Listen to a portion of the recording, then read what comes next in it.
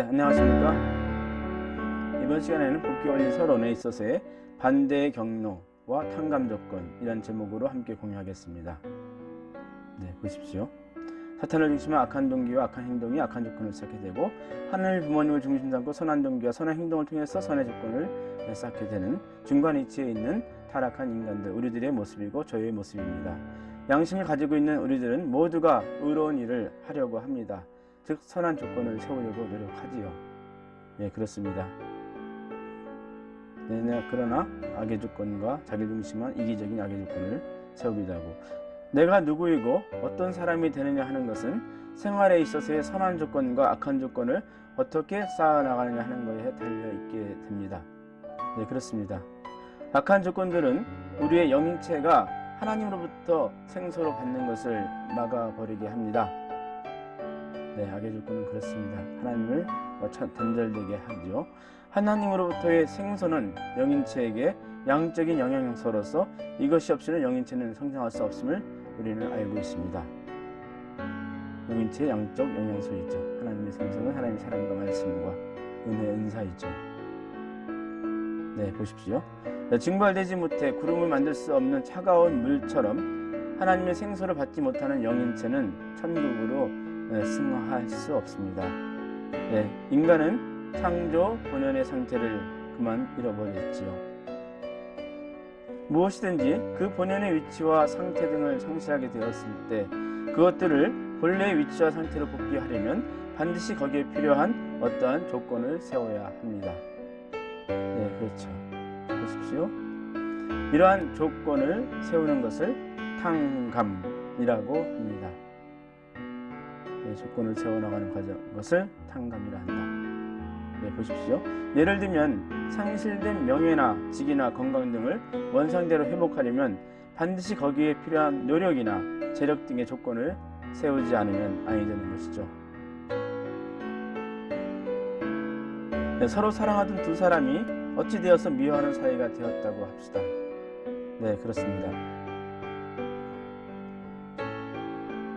여기에서 이 두 사람이 서로 사랑하던 원래 상태로 복귀하려면 그들은 반드시 서로 사과를 하는 등의 어떠한 조건을 세우지 않으면 안 되는 것이죠. 그렇습니다. 탕감 조건.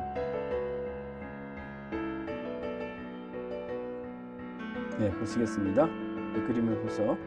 사탄의 혈통으로 타락되어진 아담 헤아. 이와 같이 타락으로 인하여서 창조 본연의 위치와 상태를 떠나게 된 타락 인간도 다시 그 위치와 상태로 돌아가려면은 반드시 거기에 필요한 어떠한 조건을 세우지 않으면 안 됩니다. 타락성과 죄의 노예된 타락 인간들. 타락 인간이 이러한 조건을 세워서 창조 본연의 위치와 상태로 다시 돌아가는 것을 탕감 복귀라 합니다. 조건을 세워. 기독교와 불교와 유대교, 악한 조건과 탕감 조건. 탕감 조건을 세워서 본래 상태 돌아가는 것인데 어느 정도로 세워야 되는지 탕감 조건에는 세 가지가 있습니다. 함께 보시겠습니다. 첫째는 동일한 것으로서의 탕감 조건을 세우는 것입니다. 같은 가치의 대가를 치르고 조건을 세우고 본연의 상태로 돌아가는 것이죠. 이것은 본연의 위치와 상태에 상실되었던 것과 동일한 가치의 조건을 세워서 원상으로 복귀하는 것을 말하지요. 보겠습니다.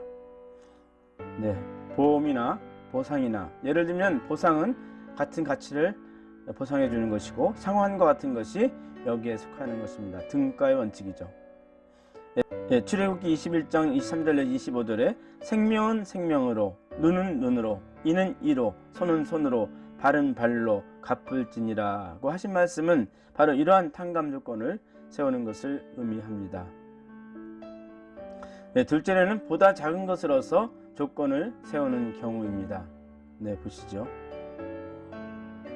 예를 들면 어떤 채무자가 빚을 많이 졌을 때 그 채권자의 호의로 그중 일부 소액만 반제 결제함으로써 부채의 전액을 청산한 것으로 매듭을 짓는 경우가 있습니다. 그런 경우에 보다 작은 가치의 탕감 조건, 등가가 아닌 작은 가치로서 전체를 면해주는 G8 선진 국가들이 18개 빈곤 국가로부터의 400억 달러의 부채를 2005년에 탕감해 준 경우가 있는데요. 작은 변제 조건으로 전체를 탕감해 주는 경우, 적은 가치의 탕감 조건입니다. 십자가의 대속을 믿는다 하는 극히 작은 탕감 조건을 세움으로써 예수님과 똑같은 죽음을 거쳐 다시 살아났다는 구원의 큰 혜택을 우리는 받게 되죠. 몇 방울의 물을 머리에 떨어뜨려 세례를 받았다는 탕감 조건을 세움으로써 예수님과 성신에 의하여 중생된 입장을 복귀할 수 있습니다. 성 만찬에서 한 조각의 떡과 한 잔의 포도주를 취함으로써 우리는 예수님의 성체를 먹었다는 커다란 가치의 혜택을 받기도 하지요. 작은 가치의 탕감 조건을 하는 경우입니다. 이것은 은사이죠. 보시겠습니다. 셋째로는 보다 큰 것으로서 탕감 조건을 세우는 경우입니다. 그렇습니다. 작은 가치의 탕감 조건을 세우는데 실패하였을 때 보다 더 큰 가치의 탕감 조건을 다시 세워서 원상으로 복귀하게 하는 경우입니다. 실례를 보겠습니다. 아브라함은 비둘기와 양과 소를 바치는 헌제를 드리려 했는데 그만 실수하였습니다. 그렇기 때문에 아브라함의 탕감 조건은 가중되어서 그의 사랑하는 독자 이삭을 번제 드리러 제물로 바치게 되어 있었죠. 그렇습니다. 비둘기들을 쪼개지 않는 것으로 말미암아서 모세 때에는 이스라엘 민족이 40일 정탐 기간을 뜻맞게 세우지 못하였기 때문에 보시죠. 40일 만에 갔어야 할 가나안 땅을 그 탕감 조건이 가중되어서 그들은 나를 해로 계수한 40년을 광야에서 표류해야만 했었습니다. 그렇습니다. 가나안 입성을 위한 40일간의 준비 기간이 가나안 입성을 위한 40년간의 준비로 가중된 탕감 조건을 치르게 되었던 것이죠. 탕감 조건을 어떠한 방법으로 세우느냐 하는 문제입니다.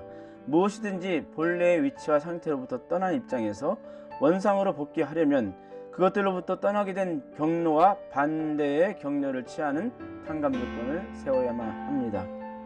자동차 내비게이션입니다. 운전의 내비게이션이 비슷한데요. 원래 코스는 이렇게 직진거리로 갔어야 하는 코스가 그만 잘못되어져서 다른 길로 들었을 때에 보십시오. 다시 잘못된 길로 돌아와서 같은 코스로 와서 돌아가느냐, 아니면 보다 짧은 코스로 갈 수도 있고 더 먼 거리로 돌아서 갈 수도 있는 이런 자동차 내비게이션의 입장을 보았을 때 탕감 조건을 통한 복귀 섭리는 이렇게 파란색이 있었어요. 보다 큰 조건, 등가 작은 조건 이렇게 됩니다. 탕감 조건을 통한 복귀 섭리를 보았을 때 예수님의 십자가의 죽음과 부활은 예수님을 믿는다는 아주 작은 탕감 조건을 세움으로써 복귀될 수 있는 길을 만들었습니다. 이 십자가의 길은 기독교인들이 그들의 신앙 여정에 있어서 영적으로 더 전진할 수 있도록 해 주었죠. 그렇지만 아직 최종 목적지에 이르지는 못했다고 할 수 있습니다. 보라색 길을 보겠습니다. 우리들의 신앙생활에 있어서 탕감 조건을 세우는 모든 행위는 원래 이상적인 방법은 아닌 것입니다. 정상적인 길은 아닌 것이죠. 돌아서 가거나 탕감 대가를 치러야 되기 때문에 반대의 경로로 하나님께 돌아가기 위해서 해야만 하는 이상하고도 부자연스러운 것으로 나타나기 마련입니다. 그렇습니다. 종교적인 삶이 바로 그런 길이죠. 하지만 이것은 이상적인 것은 아닙니다. 이것은 본연의 위치로 돌아가기 위한 하나의 코스일 뿐이죠. 그렇습니다. 종교인의 생활, 탕감의 생활, 이런 자중의 생활이 그렇습니다. 수도의 생활도 그렇고요. 이 시간에 반대의 경로의 탕감 조건에 대해서 여러분과 함께 공유하였습니다. 감사합니다.